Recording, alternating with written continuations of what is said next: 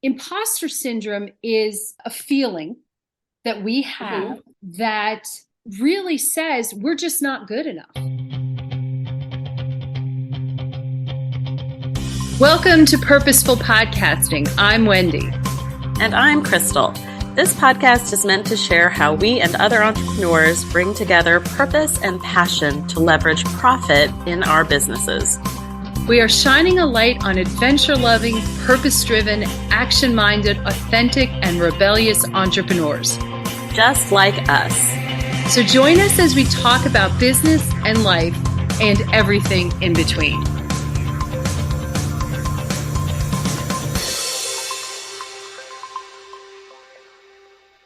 Welcome, everybody, to this week's episode of Purposeful Podcasting. My name is Krystal, and I'm joined here today with Wendy. And today we are talking about women who want to start podcasts. And when asked why they haven't yet, what do they tell us? Impostor syndrome. Impostor syndrome ends up being one of the top 3 reasons why they do not start a podcast. Today, we want to dig into imposter syndrome, why you need to acknowledge it, and how to overcome it. Imposter syndrome is actually interesting. It's not a mental illness, but it is a form of anxiety, which it actually was first described by psychologists in 1978 amongst high-achieving professional women. We now know that it's also common amongst men. Also, a recent study by KPMG found that 75% of female executives suffer in some way from imposter syndrome. Imposter syndrome is a feeling that we have that really says we're just not good enough. It's really interesting. It's self-doubt. It's really self-doubt. And I know, Krystal, that you asked me a really interesting question. What is the difference between a lack of confidence and self-doubt? I think there's a very fine line, but I think that self-confidence is something that, this is really deep, I think. We can really dig into this, and we're going to. It's almost like the difference between shame. Shame is what you feel about yourself, and guilt. And I think it's almost like that. Self-confidence is guilt. I'm not sure that I have the skills to do that.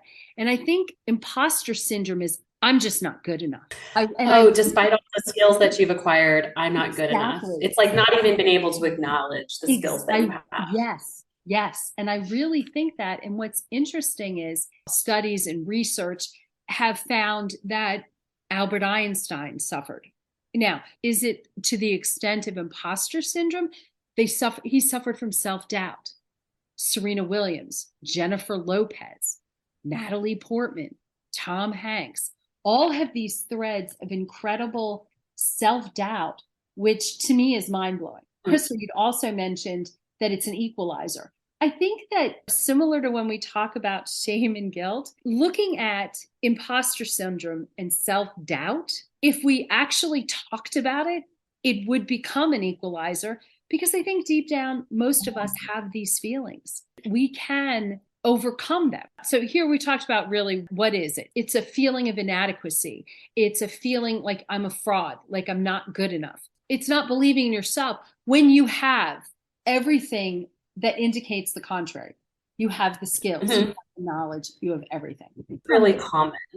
And it's very common. And I also think that we tend to brush it off and just saying, it's just self-confidence, which to me is gaslighting. It's not acknowledging that this is something that we need to talk about and help people to overcome. We've seen this almost across the board with almost all of our clients kind of experience this in some way or another. I think you said 75% earlier. I feel like that holds about true even in our world amongst our clients. I feel like this comes up in a lot of different ways. We have one set of clients who have pivoted to a new industry. They've launched a new business. They are brilliant. They know their stuff. They are passionate. They are prepared. And yet imposter syndrome holds their back because they really ask, who are we in this space? We're brand new. What do I have to offer? We have another client who by all accounts, we look at her and we just think, wow, how brilliant are you? When we grow up, we want to be just like you. In our eyes, total badass, and is still having a crisis of conscience on how to get started and how to get launched out in this space. And then we have clients who believe that they're an expert, believe that they know all the knowledge and have all the things ready. And yet we can see them procrastinating in every single other area to get this started. And it's almost like a self-fulfilling prophecy at that point to not get this launched, to not get it off the ground, because it ends up being like a punishment, like a self-punishment, like self-flagellating. Like it's like, I'm going to set myself up to fail, or I already know I'm going to fail at this. So let me just like pull the plug early and fail on my terms and not on somebody else's terms to do this. And, or I'll just do it later. We really kind of talk a lot in our group, like, how do you overcome this? How do you overcome imposter syndrome? Well, one of my favorite ways to do it is, and this was actually an exercise Wendy had me do when she was my coach way back when. Recognize and acknowledge all of your accomplishments. Write them down. Make a list of all your accomplishments and celebrate how hard you work to get where you are. Celebrate all of your successes, big and small, and say to yourself that you deserve this recognition, even if you are in your second or third iteration of your business, because we've all been there. We've all started online businesses and have pivoted to new things, or maybe we're scaling new things, or if you're just entering the world of podcasting in general, this is new. And so by definition, when things are new to us, we are not supposed to be experts and perfect at this when we start. What have you learned along the way? What different hats do you wear? What education, courses, certifications have you leaned into that will help you in this iteration of your business or in this season of your business where you're launching a podcast? I loved this exercise when I was closing down one business and I was getting ready to start another. And I was having my own set of imposter syndrome. And this is an exercise that Wendy had me do, which was, what were all the things you learned in that business? Yes, you're closing it down. That doesn't mean it's a failure, but what have you learned that is going to help you in this next season, in this next chapter? And the list was quite extensive. So what else could one do, Wendy?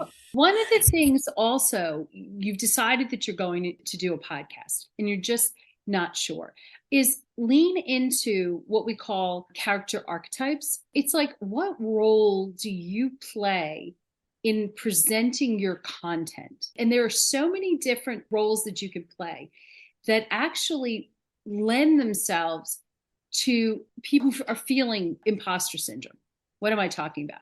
So if you are, say, you're an explorer, and the reason why you're pursuing this particular topic or this particular podcast is because you're driven by curiosity. So you're leaning into a lot of research. You're collecting a lot of data. You're making observations. You're asking questions. And you're presenting this in order to enlighten your audience. And if you lean into the fact that you are this explorer, that you're presenting this to your audience, it's a different feel because you're researching from other people, you're collecting data and information and facts and all that, all this really good stuff to give to your audience. It's presenting as a scientist or an explorer would do. It's presenting facts. And this, of course, it's a mindset shift. It's also applicable if you are a reporter, and they say, like, it's a reporter evangelist. You are interfacing with experts. You are reading and studying because your goal is to discover the truth. And your goal is to share whatever you've learned with your audience.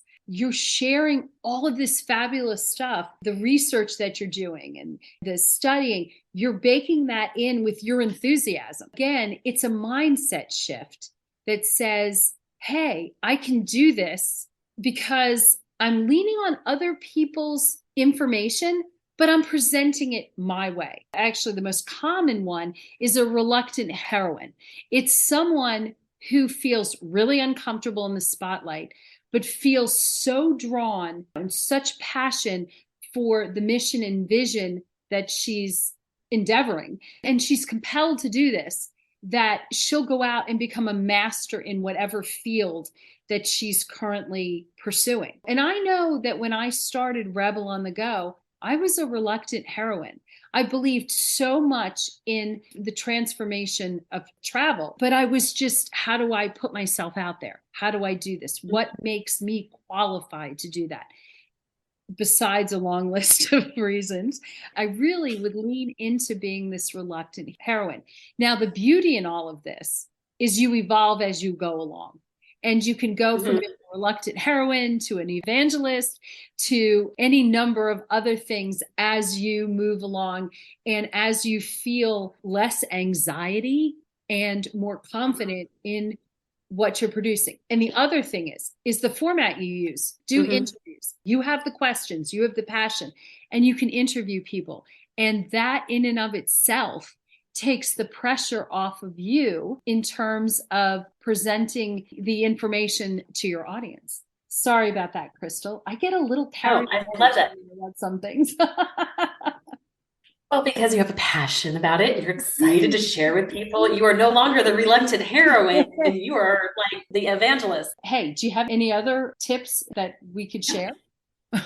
Yeah, so I think that another thing that you can do, share your feelings with somebody, share it with a trusted friend, a colleague, or a coach. Talking out our feelings or what's holding us back can help us gain a new perspective, and it helps us realize we're not alone. Remember that shame grows in the dark, and I'm going to go to my Brene Brown and shame here, but if you put shame in a petri dish, 3 ingredients to grow exponentially: secrecy, silence, and judgment. If you put the same amount of shame in the petri dish and douse it with empathy, it cannot survive. So many of us let our imposter syndrome send us into a shame spiral over something, whether it's I'm not smart enough, I'm not tech savvy enough, nobody wants to hear what I have to say. Sometimes you just need to say your own bullshit out loud to somebody else to hear that it is actually bullshit. It helps normalize it, helps it go away. I can't even tell you how often I have voiced my own insecurities to Wendy via Voxer, and we will call it my shitty first draft. And even as I say it out loud to her in the call, I know that it is bullshit, but in my head, there's a much bigger critic. And there's something to say about hearing somebody that I admire and respect their opinion on the other side telling me that I'm full of it, or yes, but let's talk this through, or just to kind of give you a new perspective, give you some new insight, or give you some tips to help overcome those things, kind of helps calm the storm in my head and bring things down just a little bit, which I think leads us into our last one, Wendy. I think so, but I think that that's such an important thing. And I can't say enough how valuable it is to have someone. I'm really lucky. I have Krystal as my sounding board, someone who can really, shouldn't put up with bullshit, which is really nice. I can't even tell you. Oh, did I just say that on the radio? On this podcast? We're not necessarily. Sure can. God, how old am I? How old am I? But I think also really even more important is we have to practice self-compassion.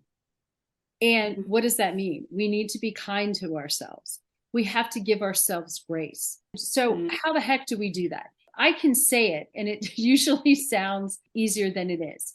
But the first thing, think about when you're talking to yourself, would you talk to a friend this way? And would you treat a friend the way you treat yourself? I think if we actually just stop, and most of the time the answer is no. I know that at times I think, whoa, who am I talking to? I'm talking to myself. I can't beat myself up like that. Would I beat someone else up the way that I think I can do to myself? No. Catch yourself. Or even before you start, realize that, just think, hey, I'm having a conversation with my best friend, which is myself. And how would I respond to what's going on in my head and how I'm feeling? I think it can be a very powerful tool to help us. Really, it is. It's self-compassion. It's being kind to ourselves. So that would be the first thing. I would also say sometimes it's easier to journal, to sit down and do some writing. It doesn't even have to be that detailed.